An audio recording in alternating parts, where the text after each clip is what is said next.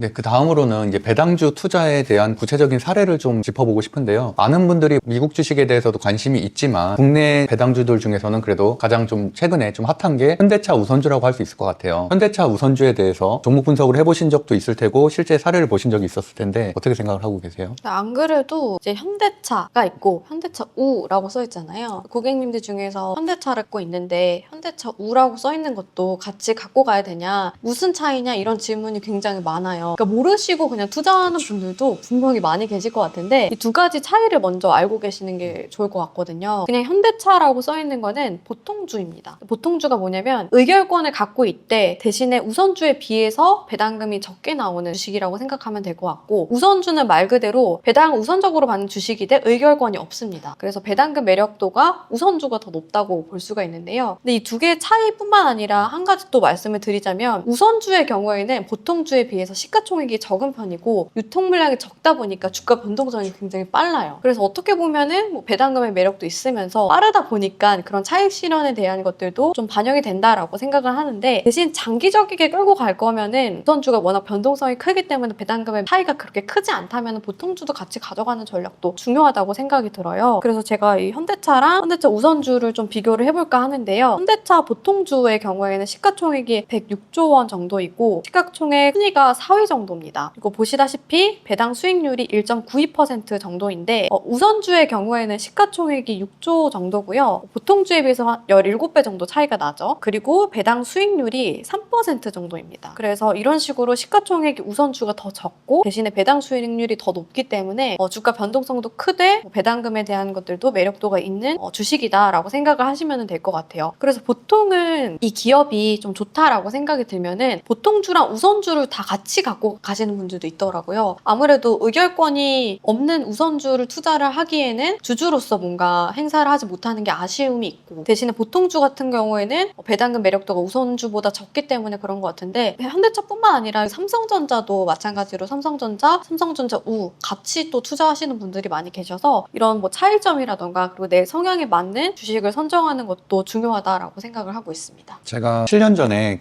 주식 계좌 개설을 하고서 그때도 단톡방에 물어봤던 게 첫 질문이 그거였거든요. 삼성전자를 사야 되는지 삼성전자 우선주를 사야 되는지, 그게 어떻게 보면은 주린이들의 영원한 숙제 같은 느낌인데 그 당시에는 제가 우선주를 공부하면서 느낀 게 보통 이제 괴리율이라고 하잖아요. 이제 보통주와 우선주의 그런 갭을 메꾸려는 그런 또 성향도 있어서 그것 때문에 투자하신 분들도 있는데, 실제적으로는 많은 결과값에서는 사실은 보통주가 주가 상승을 더 가파른 경향도 있긴 해서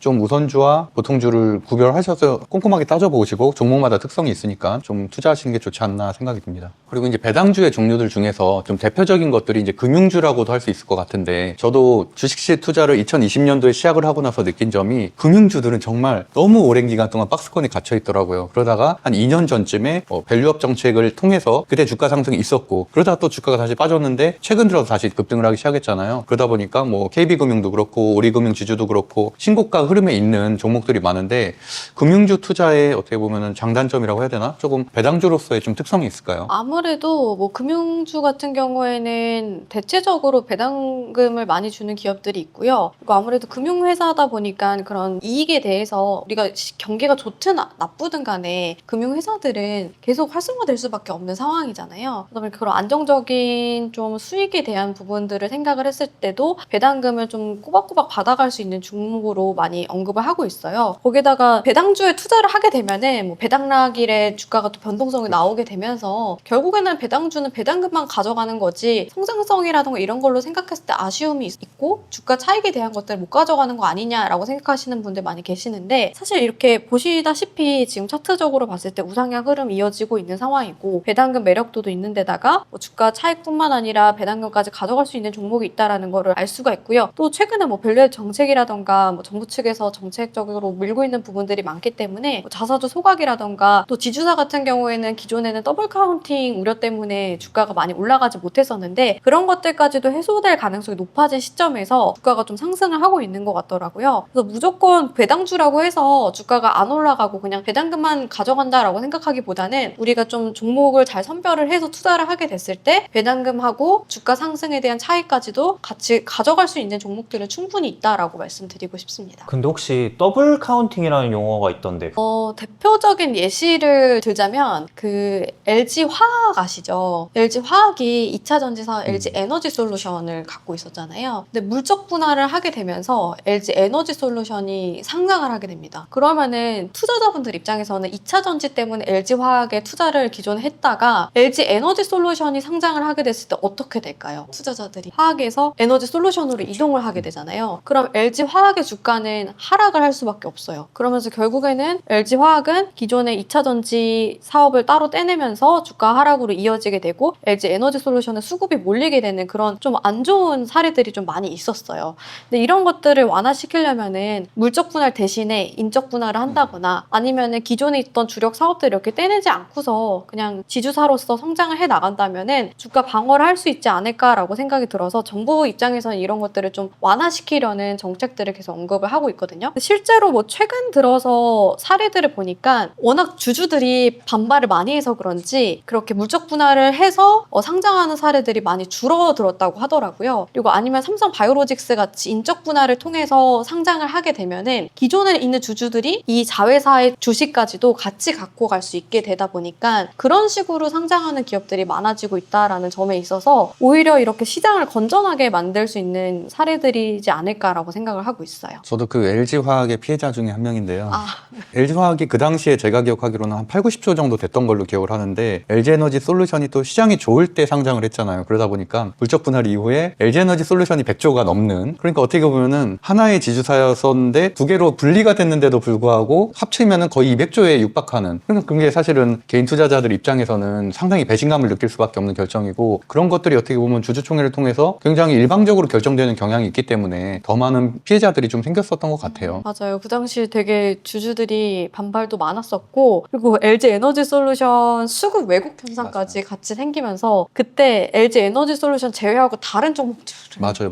정말 기억나요. 폭락을 그 상장하는 했던 날. 아. 네, 기억이 납니다. 그래서 그런 것들이 어떻게 보면은 그 당시에도 더블 카운팅에 대한 제도 개선이 안 됐기 때문에 시장이 좀 어지럽지 않았나라고 생각이 드는데, 그게 앞으로도 개선이 된다면은 시장 변동성도 좀 덜하고 단단하게 상승할 수 있을 법한 이슈가 되지 않을까라고 생각을 하고 있거든요. 그 외에도 배당주라고 하면은 업황들이 또 다양하잖아요. 그렇죠. 대표적인 거라고 하면은 앞서 말씀드렸던 금융사도 있을 거고, 배당금 많이 주는 기업이라고 하면은 에너지 쪽이 있을 거고, 아니면 이런 자동차 다양한데 혹시 관심 있는 업종이 있으실까요? 뭐 최근에는 이제 말씀하신 자동차나 전장이나 이쪽 가치주들도 이제 고배당을 주는 경우가 있고, 증권사도 최근에 이제 호황을 누리다 보니까 증권사도 고배당주 치고서는 이제 주가가 많이 상승을 하긴 했는데, 예를 들어서 뭐 교육 사업을 한다든가 뭐, 그래서 저도 예전에 배당주를 검색했을 때 저도 정상 AS라는 종목을 좀 분석을 했었는데, 우리가 초등학교 때 지나갈 때 봤었던 정상 어학원이 이제 주가 상장한 거였거든요. 근데 거기가 원래 고배당주 순위로 치면 항상 상위권에 있었던 종목이에요. 근데 최근처럼 주가가 상승하는데도 불구하고 지금 거기 주가는 좀 많이 떨어진 상태거든요. 배당을 줌에도 불구하고 성장성은 좀 부족하다는 얘기죠. 그러다 보니까 저는 이왕이면은, 물론 배당주가 주목적이긴 하지만 최근처럼 뭐 현대차라든지 금융주들이 막 다 신고가 가는 시장에서는 가능하면은 배당 성장주, 성장도 해가면서 배당까지 받을 수 있으면 정말 너무 좋지 않을까라는 생각을 하고, 그렇기 때문에 업종에 대한 좀 공부를 하게 되는 것 같아요. 지금 현대차 같은 경우도 로봇 사업까지 신사업을 시작을 하면서 주가가 좀 부양된 것처럼, 근데 뭐 교육 사업 같은 데는 사실은 좀 한계성이 있잖아요. 출산율도 좀 떨어지고 있고. 그러다 보니까 저는 아무래도 업종을 좀 더 꼼꼼하게 살펴보고 업종의 미래성이라든지 뭐 이런 것들을 좀 판단 기준으로 삼는 것 같습니다.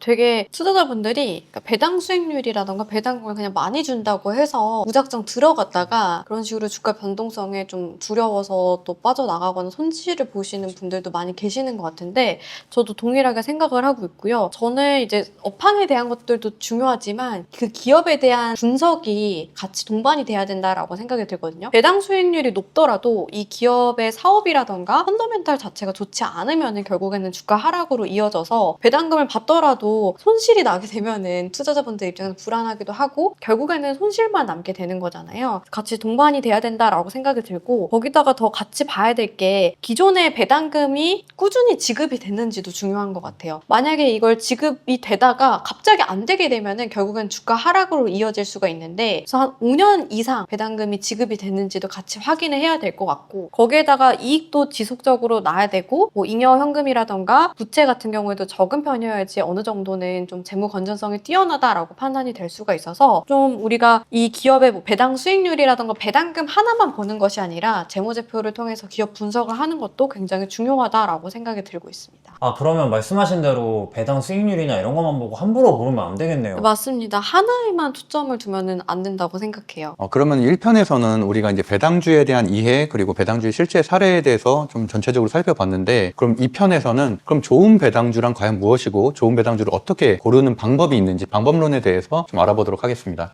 감사합니다. 네, 감사합니다. 고맙습니다.